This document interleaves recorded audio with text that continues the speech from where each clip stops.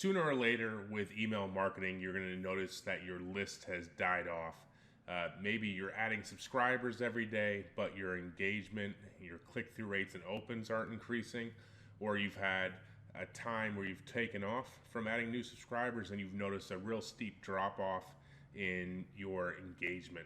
So there are several ways that we can revive a dead email list. I'm going to quickly go over 7, and then we also have the link to the full training on this, so it goes a little bit more in depth.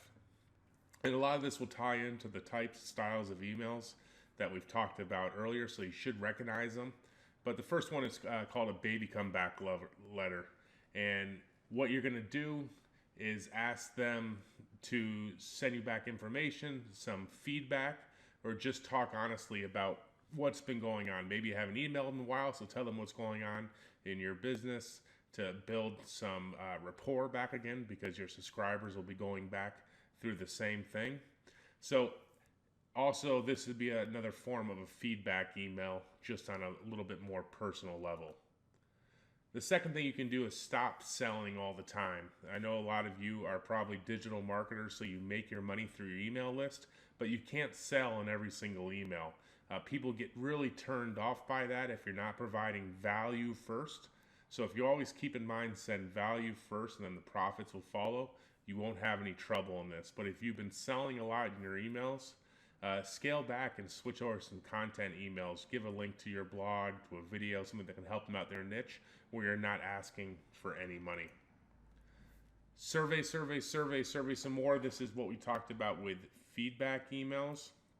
And a lot of people use these ineffectively. They'll ask for something, but give something in return to your list. So if they've taken the time to do your survey, give them a free download, free gift, something of value that makes their time worthwhile. People don't mind helping out, and you'll get people that will help out without even asking for the gift, but that gift really goes that one step above of under-promising and over-delivering. So keep that in mind as you send your feedback emails. What can you give people in return? So then when it's time to promo, your list is going to, in return, give you all those affiliate commissions. We like to include a call to action in every single email. A lot of times people will try not to be afraid to sell when it's come time to sell, but you need to give a call to action. Make it clear in what you want people to do. Do you want them to think about what you just told them? Is it just a general content email? Do you want to give them a homework assignment, something to do? But leave it with something to do. Even if it's not clicking through to the affiliate product or your product, leave your subscribers with something to do every single day, and then let them know what is coming next. Once a week option is for more advanced marketers, because you do have to set up a second list, but this does work well, and you can include it in your signature line, and then have a link to a new opt-in page that will remove them off your one list through your list automation settings in Aweber or GetResponse, and then put them onto this new once a week option.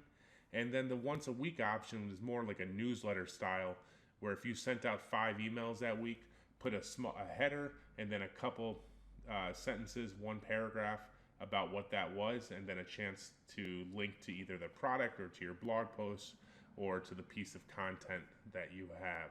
So this is an option, and it will help you from people just straight unsubscribing, and you'll capture people on that once a week list and still be able to engage with them and profit from them being on your list.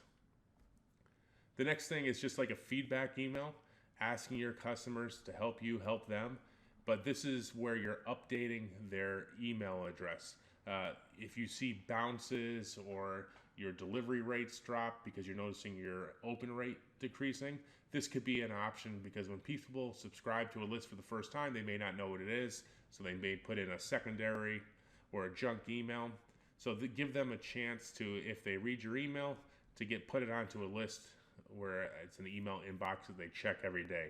So again, you would say, please update your information. If you do so, I have this free gift for you, and then set up a new opt-in page. When the person clicks the link in your email, new opt-in page opts in there, remove them from the list they were just on, and then carry on with that list, and do that through your list automation through Aweber or GetResponse.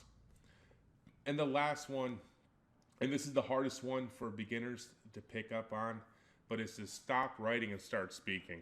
You want your emails to come across as natural, and that comes back to the lecture we talked about finding your own voice. So use incomplete sentences. How do you talk to your friends? You sprinkle in some slang in there, but it has to fit your niche. You know, if you're in the medical niche, you're not going to be talking in incomplete sentences and sprinkling in slang. But if you're in a more personal niche, you have a relationship with these people, you know, connect with them on their level. How does your audience speak? What words do they expect to hear? You know, read the email out loud to yourself after to make sure it makes sense and reads right. When we write it, it's different than when we speak it. So we always want to do that. And this will cause your engagement to go up, and then your unsubscribers and activity will go down. If you have any questions on reviving a dead email list, please feel free to ask them in the discussion. Thank you.